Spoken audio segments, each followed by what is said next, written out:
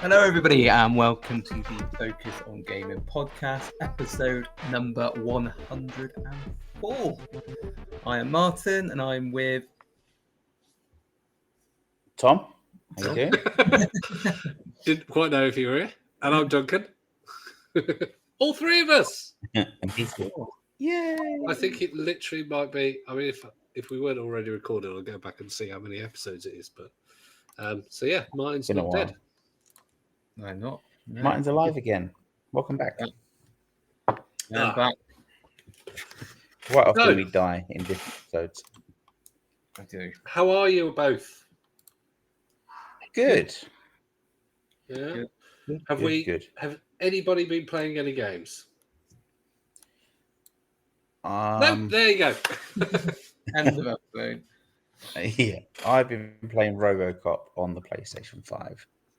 Excellent. Rogue City, or yeah. Yeah, I'm rather enjoying it. What are you thinking of it? Yeah. It's Okay. very cool. good. It is. It is. I own it on PC and it's now on Game Pass, so I'm working through it on Game Pass. I don't have much else to get shot, and that's about it. But it's really fun. So, yeah. But you're somebody you've seen the movies, haven't you? Yes. Yeah. So I think a lot of the people who didn't like it were probably people who hadn't seen the movies because he is clunky. He's slow moving and whatnot, but it's got the aesthetic of the 1980s movie perfectly, I think. And so watch the movie, play the game, you'll love both. Yeah, such a brilliant film. Stands up despite the technology that's in it, stands up even today. It's fantastic. Interestingly, what is the best RoboCop movie? I think it's the first one. Yeah, it's got to be the first one. I mean, the third one we pretend that didn't exist. Okay. The third one was terrible. And then they made a TV series out of it as well, didn't they? I think they made a TV series. It wasn't actually quite Peter good. Weller though. No. I think. Can I just say, I've just been searching one of our topics. So I'm going to interrupt it. I've just been searching one of our topics for today's episode. And one of the adverts that is next to this topic is... Okay. What subjects are we talking about this week? or Commodore trademark. So I'm going to click on this advert and see what this is all about. So it's an advert for lube.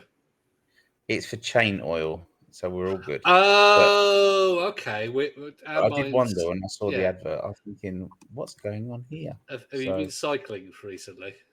No, my son likes to break his bike every second week. So it just cost us another 70 quid. Oh, dear Lord. Yes, I had to order a new pump, actually. Go completely off gaming. I had to order a new pump this week. For my bikes, my pump tyres needed pumping up. And because my son's just learned how to ride, so I was taking him out. Mine needed pumping up, so I took my stepson's out. Oh, my God. It is a death trap.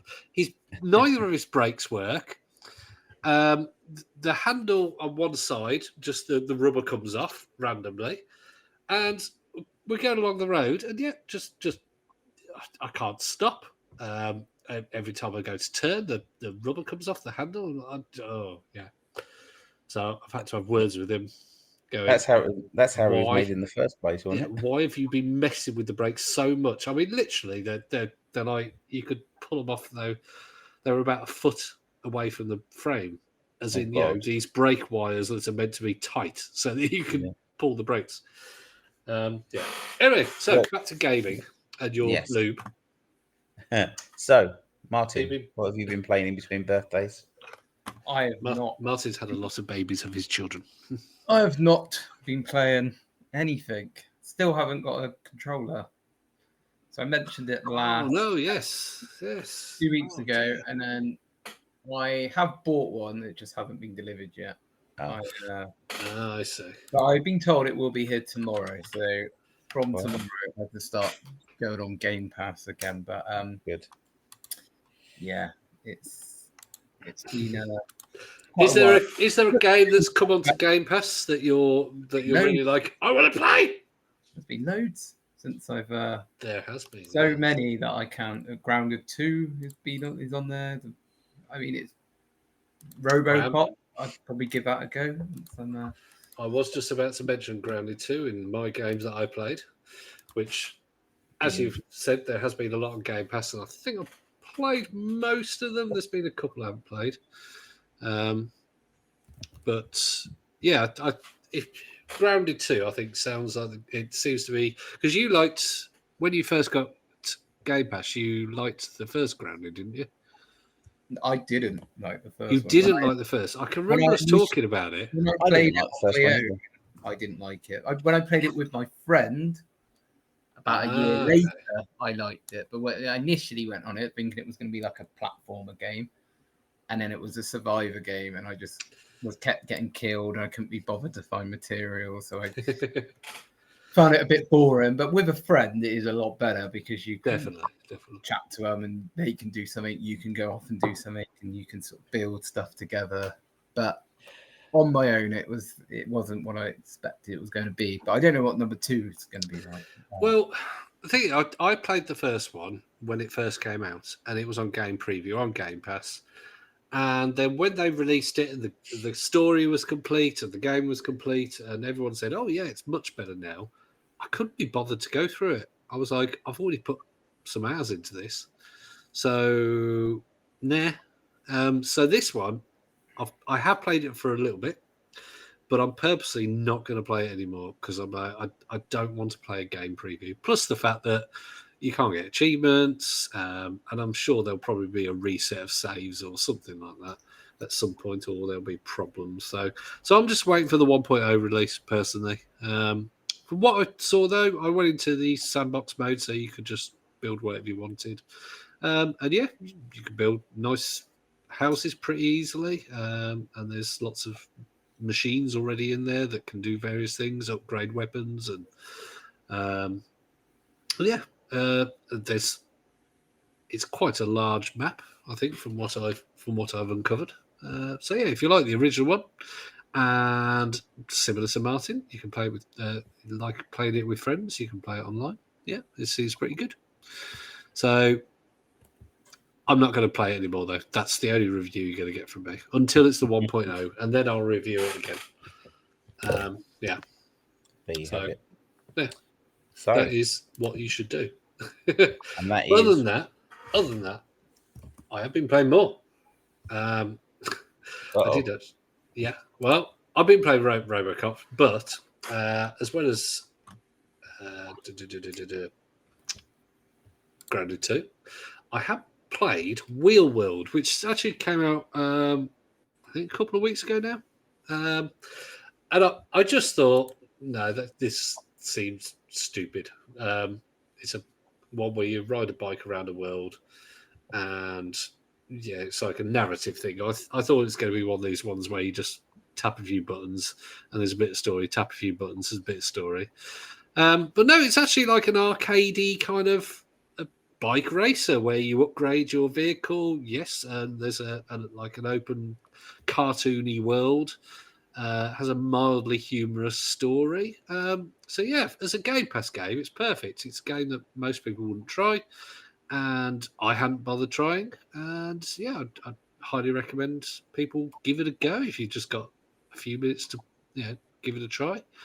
The cycling works really well. The graphics are basic but bright and colourful. Yeah, so give it a try. There you go. There we are. So kind of gaming related. Oh yeah. I did watch Five Nights at Freddy's, the film. Okay. I haven't got around to watching that because there's a second one. Yeah, I haven't seen the. Yeah, so I saw the original. I don't know if the new one is. The new one's not out yet. I don't think. Is it? No, I don't think. I haven't seen it. Yeah, so I watched the 2023 one.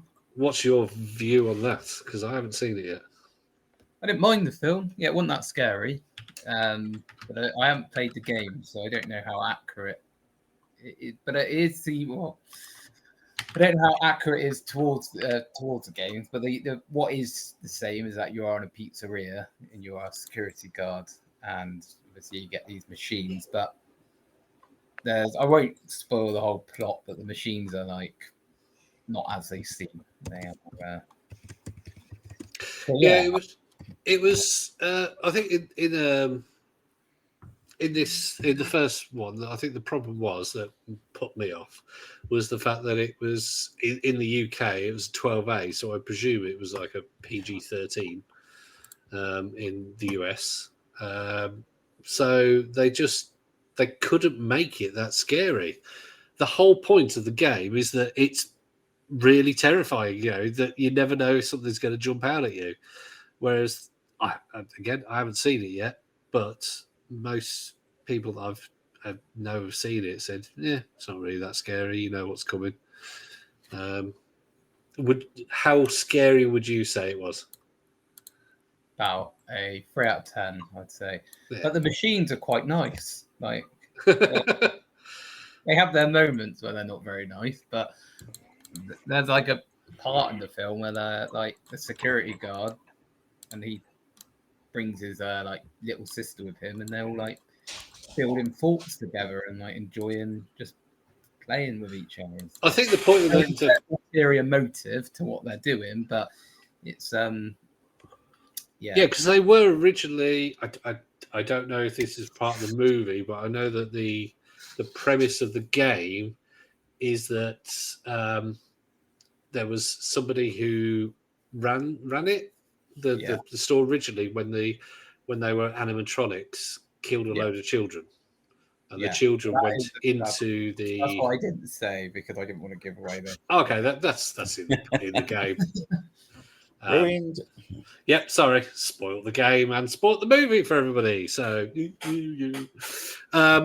you played the game, I suppose that's it. If that's the big twist, all the people who played the game will know it, and all the people who haven't played the game will be like, "Oh, really?"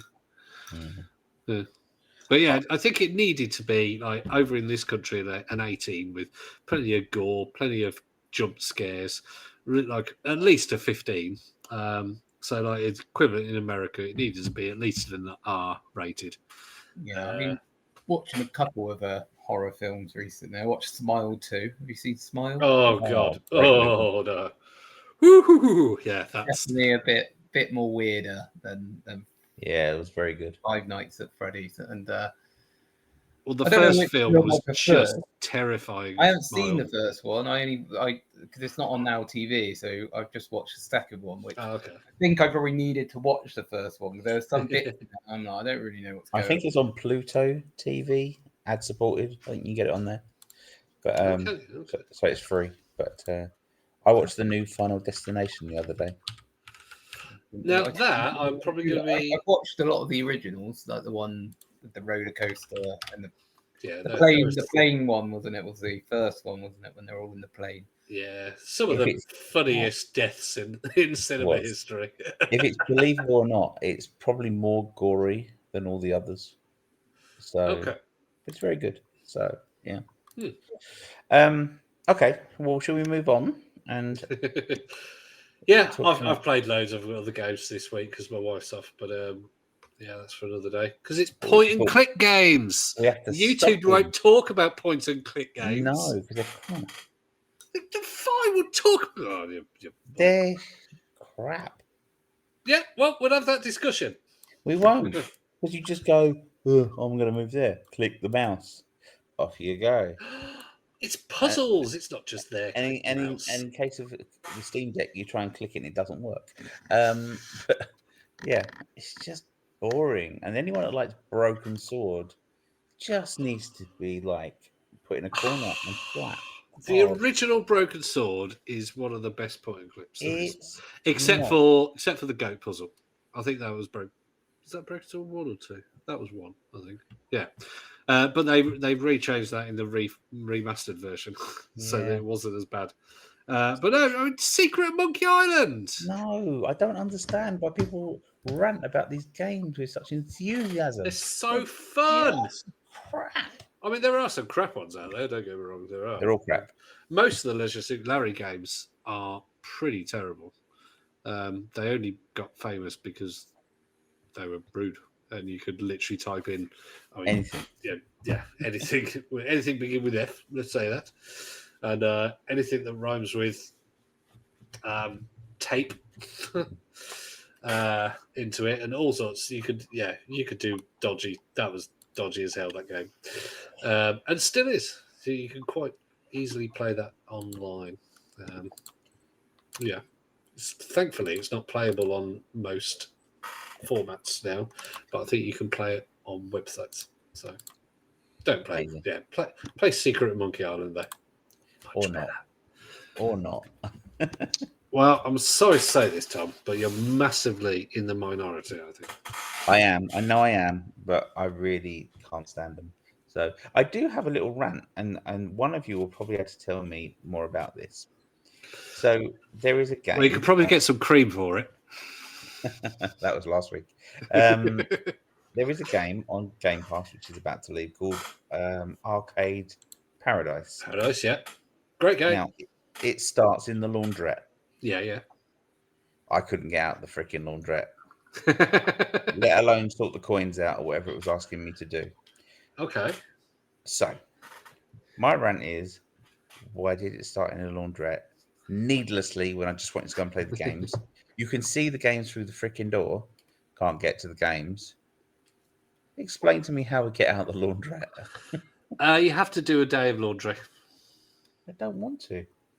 Because when you do a day of laundry, you get an email off the sister or the dad or something. I don't know. And he tells you how to get into the arcade bit,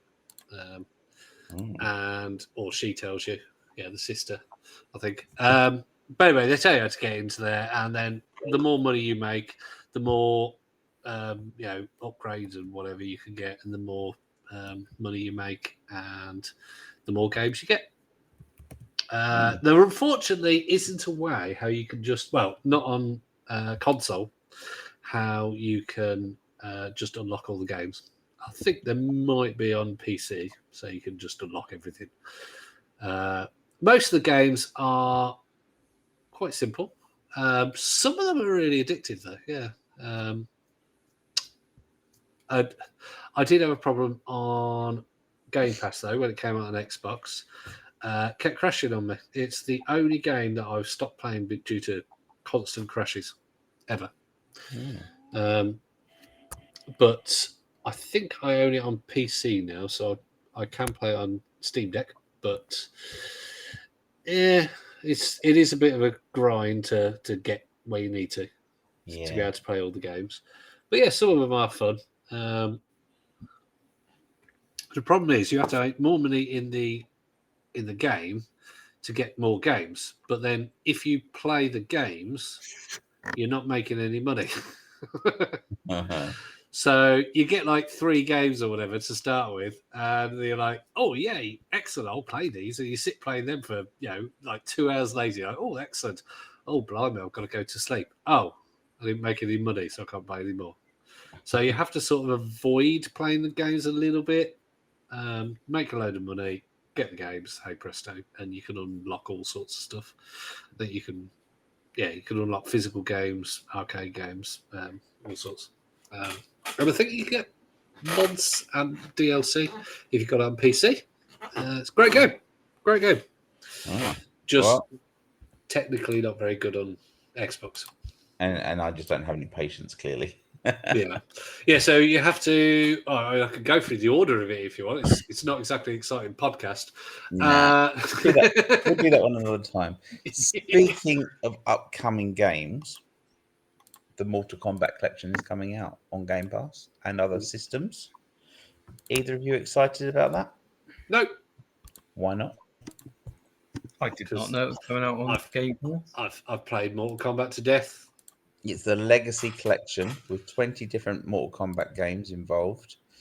Has everything from SNES, Mega Drive, Arcade, 32X, Game Gear, N64, and so many more. It has a behind-the-scenes documentary. That'd be interesting. And lots of other things. Coming out just in time for Mortal Kombat movie, like the sequel? Probably. Maybe. Yeah. I don't know, because that is. I think there's a trailer for that now, isn't there? I think so. Yeah. Anyway, so There is, yeah. Johnny I'm not. Cage. Yeah, Johnny Cage, because it's who is it that plays him? It's Carl Urban. Yeah, as of the one who plays the countries. I'm thinking of someone different, aren't I? Yeah, no, that's somebody. That's Keith Urban. No, Carl Urban, as in the Aussie actor who's in The Boys. He was in. Oh God, he's in so many things. He was Dredd, as in Judge Dredd, I believe. He is. Oh God, he's been in. He was in the Lord of the Rings trilogy. He's in so many things. But anyway, Carl Urban, yeah, very good actor. It's coming out at the end of September. Oh, there you go. So perfect timing. So I found not the film. The game's coming out. The game. So I found the rundown of what's coming in it. So it's got multiple iconic editions, all the ones I mentioned, interactive documentary, deep behind the scenes content, chronicles the history of the franchise, including new interviews with the developers and dozens more. Online play, which it's never had. Yeah, I mean that's good. So you can play your retro ones with other people. Yeah, be good. Details of the characters and a touch of a button you can unlock all the characters, change game settings, access the buried developer menus, play the games the way you want to. And you've got a standard game where you can get the Steelbox edition, which comes with a magnet, arcade cabinet cards, lenticular cards, arcade flyers, mini marquee, and a collector's box. So he played Bones in Star Trek, the reboot. Sorry, just thought I'd add that. No, you see, I mean, don't get me wrong, it's great. As you said, things like online play and having all the different versions. And if they make it sort of a bit like Amstream Arcade, where there's different challenges you can do, different modes, and all this kind of thing. Is it going to be a full price game, or is it going to be like a £30 game? According to Google, it's not on game. It's not going to be on Game Pass. No, definitely not. It's just coming to Xbox, not Games Pass. It's coming to the consoles. There is a collector's edition that's got a Goro controller holder and some arcade tokens, amongst other things. That's quite cool. So it's $44.99 on the basic and going up to $64.99 on the Steelbox edition. No price yet on the collector's edition I can find. Yeah, I'm just Atari's website says $149.99 for the multi. Oh, there you go. And it will be available for Xbox One as well, so I presume PS4 as well. So if you're on PS4, 5, Switch 1 and 2. You can have 2v2 online and local, so you can have 4-player multiplayer. So, is it good, and is it going to be fun if you've got a bunch of friends around to have a few beers? But yeah, so I think if you're somebody who has all your friends around, kind of thing, it'll be great fun. Get yourself if you've got a gaming room with a bar, fantastic. Me sitting there and playing it, fighting games, I just can't play them too regularly. I just play them for half an hour and that's me done. Gone are the times where I could put the time in to get good. But Mortal Kombat is a fantastic one, and to have all of these games, if you've ever liked it, then and you do have friends around, or you've got friends that you play online with, if four of you all get it, it'll be fantastic. This would be great for. This would be great for if one person could get it and other people could just join their game.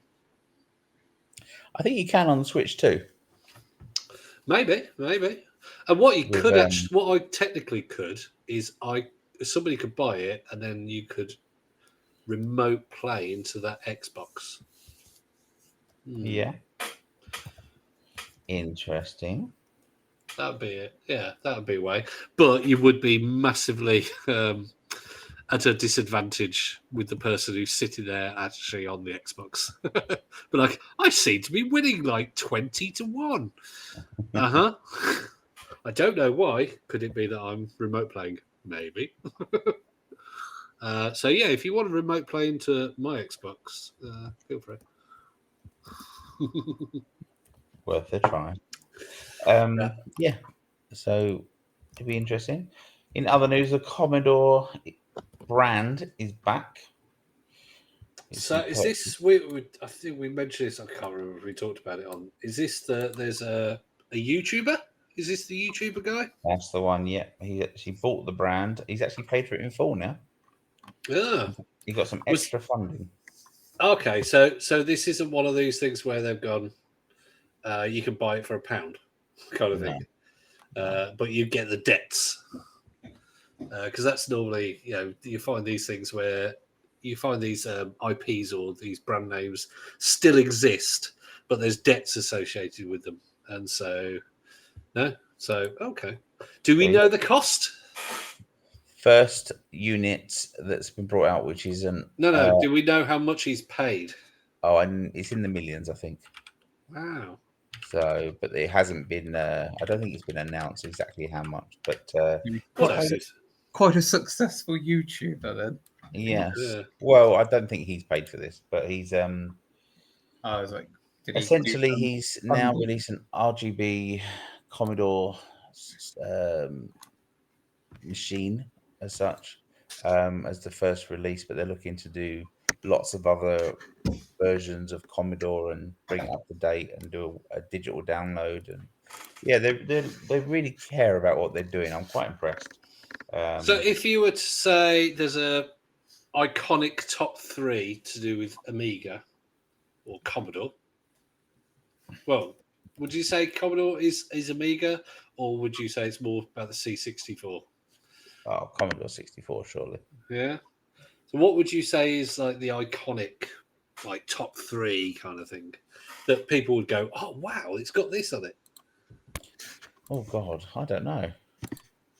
It's Balderdash. That's the only one I know, I think. Was that?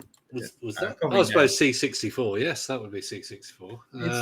Probably Turrican was on C64. Yeah. Yes. Trying to think what else. I mean, if you Wasteland. If you had those Bubble those games, it was basically all the games that were on all of those things, like the Amstrad, the C64, the Spectrum, just with the most colours. Yeah, it did things better, didn't it? Yeah. Was Rainbow Island? Was that on it? Was that on? That was me. Was that? No, that was Amiga, wasn't it? Well, it came out on C64 as well. Was on okay. Did it? Oh, okay. Yeah, so Turrican and Turrican 2, those that don't know, they were sort of, they weren't before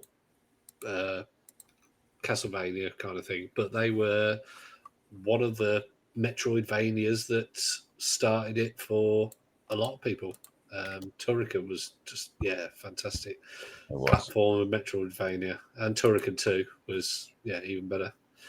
I'm just looking up a few games. IK Plus. Oh, do you remember that? Which one? IK Plus was International Karate Plus. Oh, love it. It was three players on a screen, and you could attack high, attack medium, attack low, or you could block medium, high, or low. So you just had to watch what other people were doing and then attack at the right time. So it's basically a prequel to Street Fighters and whatnot. But they came out mid-80s, something like that. I think there was IK, and then IK Plus was maybe the sequel or just an updated version. So many games. Hours of fun. Dizzy games, Bubble, the original Wasteland. Okay. I liked about Commodore, especially with the Amiga stuff, they would release the machines with these cartoon collection editions, and it would have like Captain Planet on the front, and Captain Planet, he's a hero. Gonna take pollution down to zero. Sorry, I'll shut up there. all right, yeah, good. And they had like the movie specials, like the Batman edition and all things like that. I mean, they were just so iconic and just stood out on the shelf. They were just amazing. There was a Terminator 2 edition. I'm just looking up a review of Elite on the original C64. It was on the BBC as well. Oh, okay. So yeah, the original Elite is widely acknowledged to be one of the best games of all time because it was so groundbreaking. It was this massive universe on a tape. Hopefully they'll bring out the cartridges again. That'd be good. If you could get for people like physical. Street Fighter 2 that had like 4 discs to be able to play it. Those were the days. Well, not really. No, not really. No. This is one reason why whatchamacallit is so good. Emulation. It's just the fact that I can go, I want to play this game that took 5 minutes to load up and then crashed 20% of the time. Oh, look, it's loaded in 0.3 seconds and I'm playing it already. So I can see that it absolutely sucks. I can't talk about like going back too far, but there is something a bit different when you play like a Nintendo 64 game on the original Nintendo 64 than when you emulate it. There's that feeling, but this is the problem. I think it's the nostalgia side of things, like blowing on the cartridge, putting it in. But these ones, you didn't have the cartridges. You had the pencil. You had to put the pencil in the tape and rewind it because it got caught up. Tighten the tape. Yeah. You'd be like, you'd hear suddenly, and you'd stop the tape, and it'd all be gathered up, and you'd rewind it, thinking, "Please load," and then you'd load it up, and like the Spectrum, it'd go, damn it! I never realised that the Commodore Amiga 1200 was a 32-bit system. I never knew that. Yeah, well, there you go. Now you know. Learn something new after how many years? 40 years?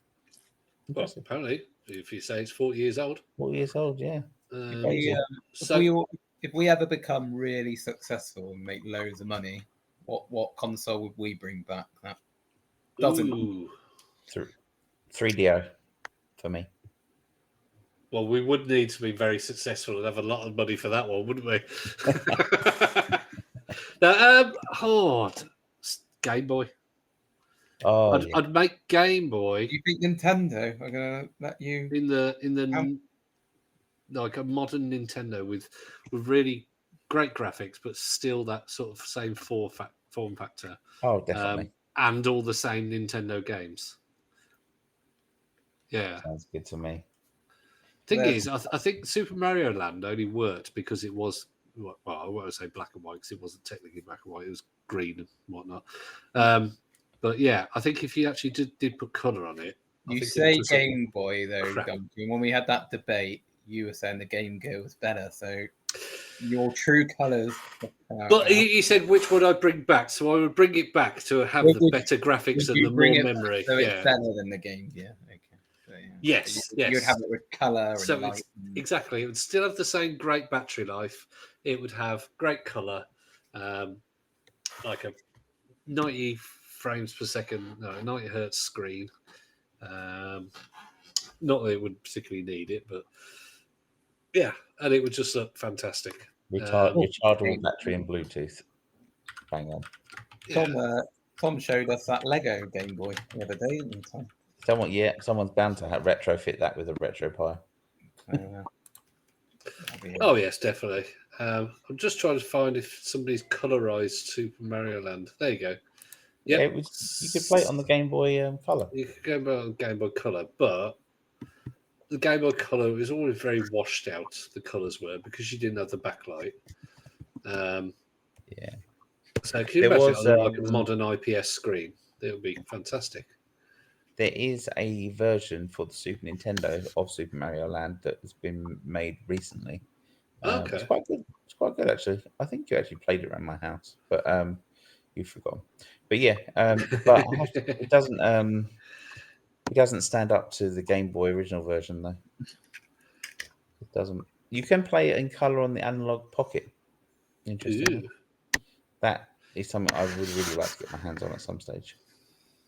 Yeah, I just looked at a few screenshots of videos and such like, including one where somebody's obviously made the graphics look a little bit more modern, but because of all the black bits around the things on screen, it looks a bit meh. I tell you, interesting. A game I was playing recently was Super Mario Land 4, which is a ROM hack, and it's absolutely brilliant. So, Really, is it completely new levels, or is it just that Yeah. they've done something with? No, it's completely new. It's almost like Super Mario World, but in the style of Super Mario Land, the first one. The music, everything's all brand new.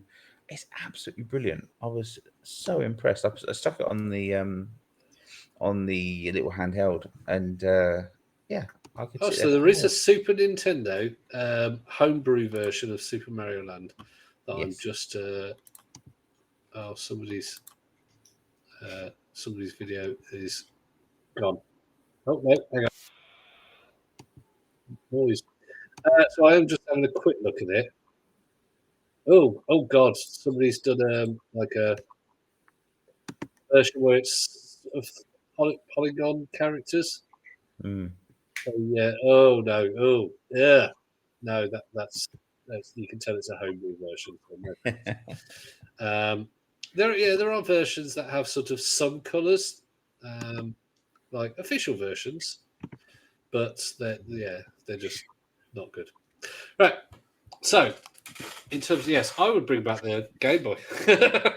Going back to the original question, Martin. What would you bring back, Martin? Martin, what would you bring back? Well, if we can bring back Wii U. No, I'm going to say the Sega Mega Drive. But I know they kind of, but they did do like a where they did the mini version, yeah. Very good version, was it? Like compared to the. So maybe I'll do that, but. Oh. This sounds like someone's. Are you winding something up there, Tom? No. Is that your? That's probably the laptop giving it some welly. Yeah. So do you mean like if they brought it back with more, with more power and they could make all the original games? Yeah, Sega Mega Drive, but with PlayStation 5 Pro graphics. Yeah, looking very good. But with cartridges.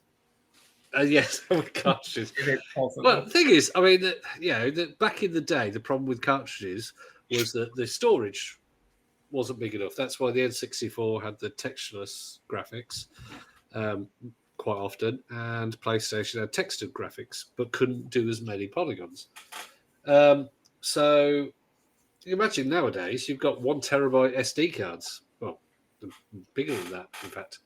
But you could quite easily get for, I don't know, less than £5. You can get an 8 gigabyte easily. So imagine 8 gigabytes of storage back in 1997 on a tiny little thing that you could then put in some plastic attached to the connectors of a Mega Drive cartridge or a SNES cartridge and plop that in. And you could literally have every single game plus videos and all this kind of thing. So things like Night Trap. The only reason why Night Trap worked on, obviously it had better sound and all this kind of thing, but Night Trap was mostly about storage. And all these FMV games were just about storage.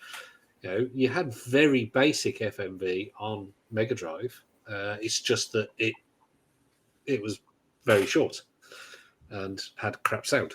But if you had a 1 terabyte SD card, you could probably have that all in HD.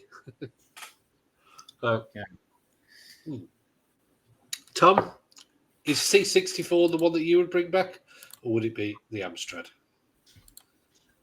I would like to see an Amstrad Mini released onto the market. But no, I would bring back the Panasonic 3DO. Oh, of course, yes, you did say. Yeah. Well, according to this website I found, 1164, the votes list, Eye of the Beholder is the top C64 game, followed by Zack McCracken and Alien Mindbenders, point and click game. And then, there's another point and click game. Maniac Mansion is number 5. Oh, look, another pick. Oh, and another. Oh, yeah, there's quite a few point and click games are in the top 10. So, just saying. Yeah. Whatever. But anyway, so we'll keep an eye on that because, if they bring out something nice, we could see if we can get somebody on say hello, advertise it. Yeah. Oh, we need to get the makers of the Analog Pocket to come on and chat about it. That is that is a big one because they're pretty big. Been quite successful, the Pocket has, hasn't it? I think so. Very expensive though. I mean, I feel like £300 a bit much for a handheld device. However, Have you played one? I've actually played on one once. The quality of it is outstanding. Is it? Yeah, absolutely outstanding quality. You're getting what you're paying for. It's a bit like the what's the other one? The weird one that I was playing. The one with the spinny handle, the Playdate. Oh yeah. I've always got bloody hell. That's a bit expensive, but a friend of mine has one, and that again, really good quality. Even though it's got the handle that the crank that you can play some of the games, it doesn't feel like it's going to fall apart, and it's got a really good quality feel to it. You've got your R36S, and I've got the RG35. And they are pieces of plastic, aren't they? At the end of the day, they're never going to last for years and years and years. But yeah, the Playdate and the Analog Pocket, they feel like things that in 10 years' time you could still pop it out of the cupboard and they'll still play. I think it's one of those things that it can emulate everything up to about PlayStation 1, but also it can use original cartridges from Game Gear, Game Boy Advance, Neo Geo Pocket, you name it, with the little adapters. So you are in for a treat, and it links up to your TV as well. I mean, what more could you want? It's amazing. I saw a picture the other day, and it was somebody who had connected all the connectable things to do with Sega Mega Drive and the 32X and all that kind of thing, and had connected as many things as they could, and it was just this monstrosity of about 12 different things all connected. It was brilliant. But yeah, I just have this image of somebody having a little handheld thing, and they wanted to play a game, but then they've got an adapter in it that goes to an adapter that goes to a cartridge that has a thing that you can plug into, and then another, just having this massive tree of things just to play this tiny little Game Boy size thing. I love That'd be crazy. Interestingly, the same company has now been working on a Nintendo 64 device called, what is it called? Doesn't tell me. But anyway, it's basically an N64 machine. It's out of stock at the moment. But the Analog 3D. Yeah, something like that. So it ships August 2025, apparently. Yeah. It is the Analog 3D, a reimagining of the N64 in 4K resolution, 10 times the resolution of the original N64, the first and perhaps greatest multiplayer system of all time. Debatable. Analog 3D is 100% compatible with every original N64 game ever made, region-free, Bluetooth, dual-band Wi-Fi, 4 original style controller ports, entirely new next-generation analog hardware featuring 3D OS, engineered entirely in FPGA, no emulation. FPGA is the only reason I know this is through Linus Tech Tips. Is it's like a chip that can be anything, but it isn't emulating things. It can be the thing it is trying to be. So yeah. Martin, you're going to get one. Does sound pretty good. I can tell you now, they were $249, and the controller, which the analog may come with it. Let's have a look. Does look good. No, it does not. It doesn't even come with the controller. Are you sure? Yep, in the box. Analog 3D black, SD card, HDMI cable, USB cable, power supply. Can you use just a normal Nintendo 64 controller? Yeah, you can. It has got original N64 controller ports. And I'm sure you could use your Xbox controller with it as well. It does have Bluetooth, so yeah.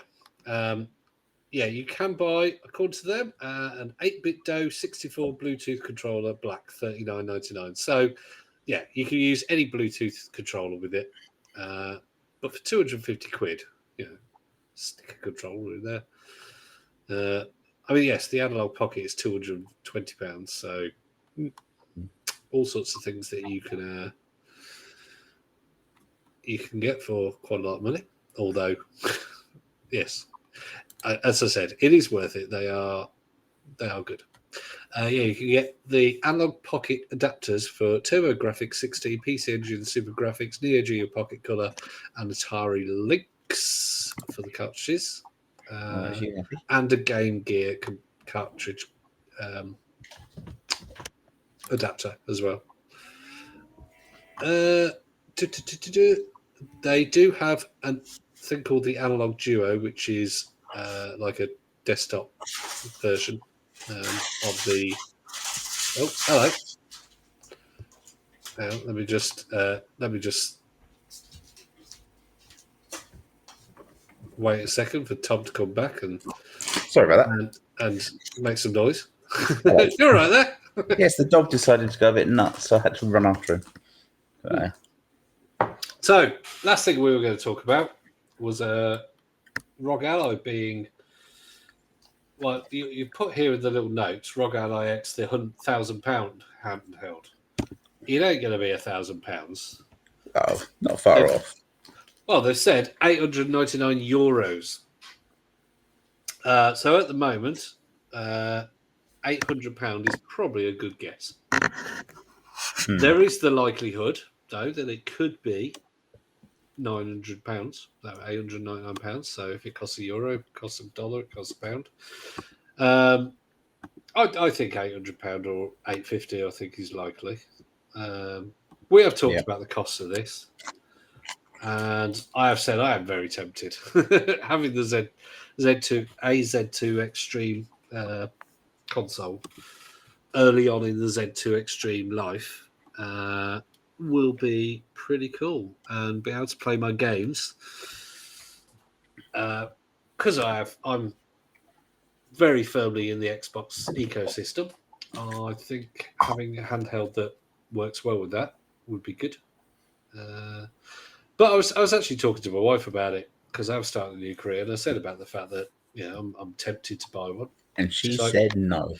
Well, she said at the end of the day, it's your money. You do what you want with your money. And I can, but do I have that kind of money?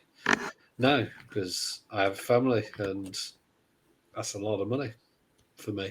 That also was code for it's your money. Do you want with it? Once you've done it, I'm going to kill you. No. Trust me, she ain't got a leg to stand on. She actually doesn't say no. She would rather spend her money on other things, obviously, but no. I mean, if I wasn't, as long as I'm not wasting money that I should be spending on the family, I can buy it if I want. But as I said about selling my Steam Deck, and I've looked up because my Steam Deck is a 1 terabyte. It is an OLED. It's an LCD.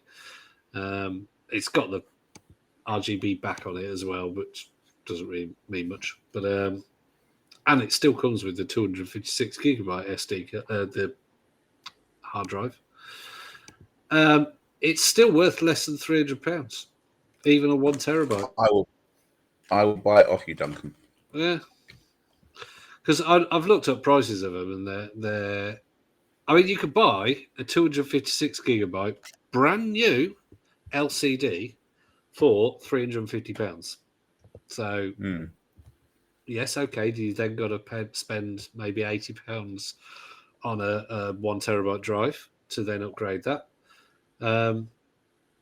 But yeah, I mean they're second hand, so why are people going to spend that much? But the fact that you can get a Steam Deck for so little does make me just look at getting something that's £800 and go, why aren't I happy with what I've got? I can play things via the cloud, so why not? why not just stick with what I got? So what I probably will end up doing is waiting until, because the ROG Ally and the ROG Ally X are regularly discounted to quite low. And I'm sure whatever I buy it at, there will be a point where I see it for less and I'll be like, no, God damn it. I bought the Steam Deck from you when almost at launch. I was in the first wave kind of thing. And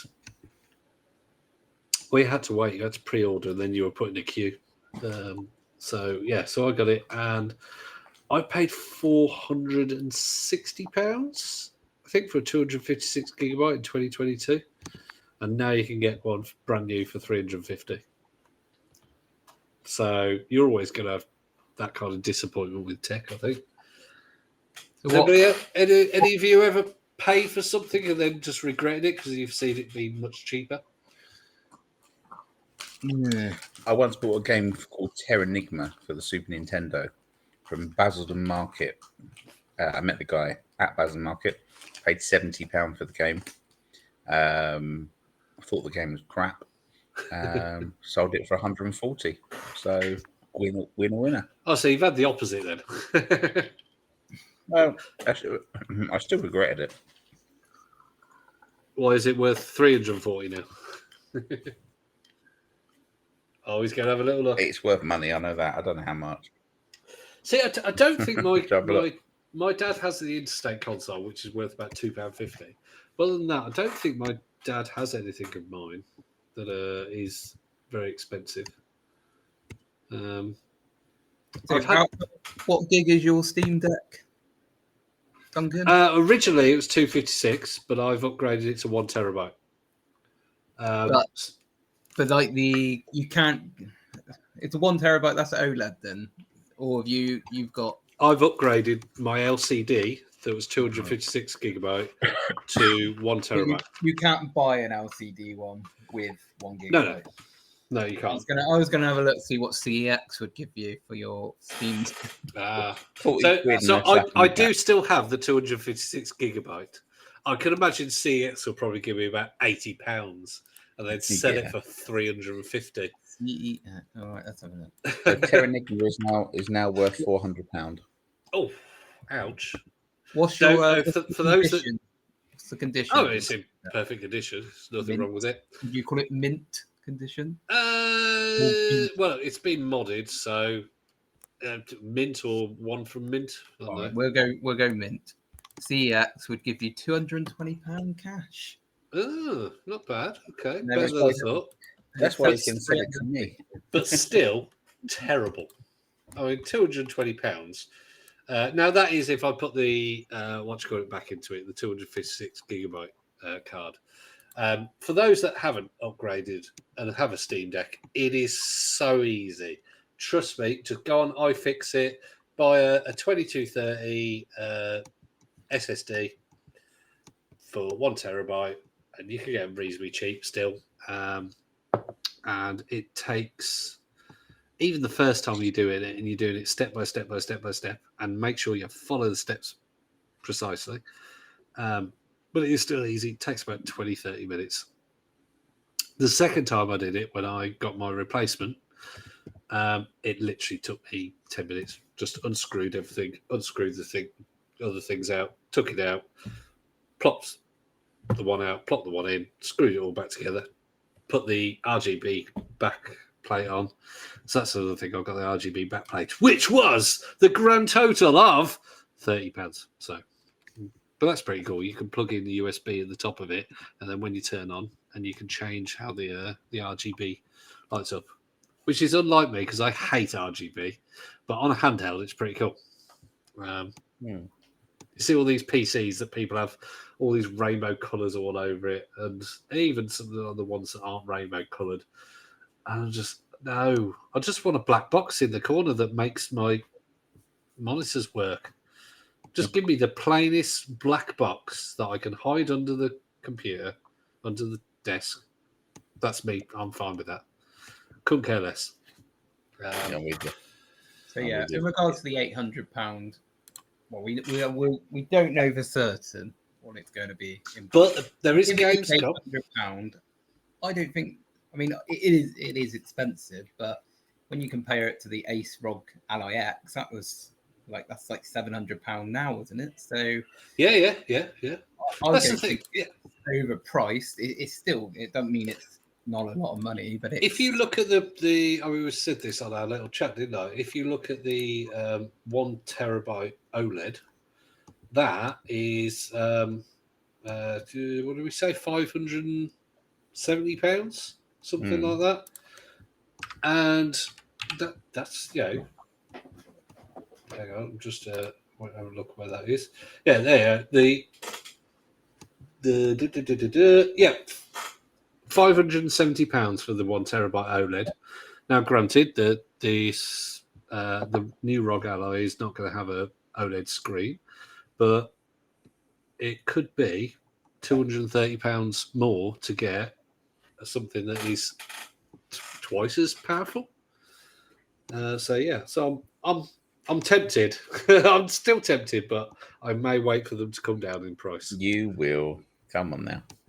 No, because Gamescom is happening very soon, and they have leaked, basically.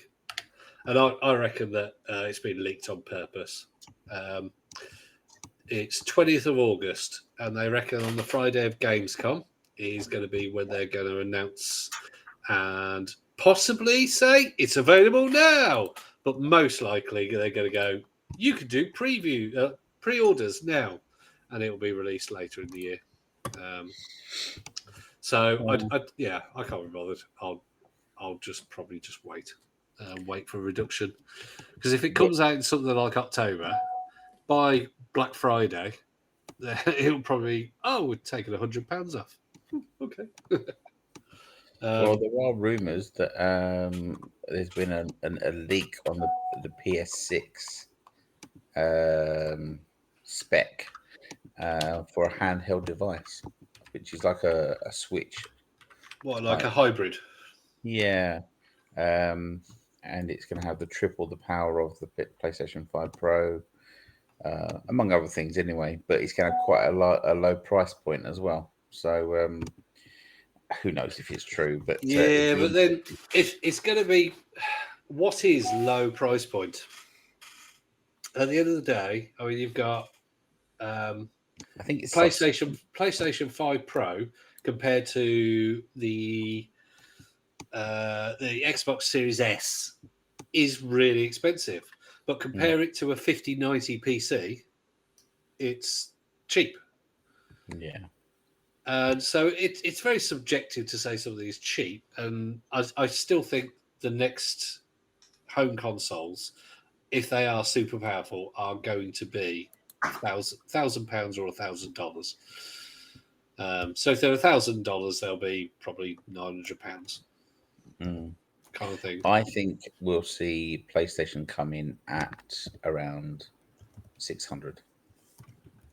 Oh, I think you'd be hoping for that, but no, I'd go at least £100 or £100 or £200 more than that.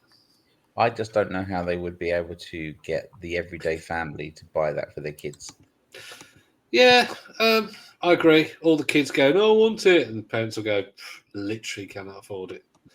So it wasn't like the PS3 when when you put inflation on it, that was like almost £1,000, wasn't it, when it came out? Yeah, it was. I want to say $600 or something. When we got mine, like it was. We got mine in Gibraltar, and it was $499. I think it was. Yeah, $499. That was the Metal Gear Solid edition, special edition. $599, equivalent to $930 in 2024. And that was a 60 gigabyte, and it had $500 for the 20 gigabyte. Yeah, I mean, that's, price is one reason why the Xbox won that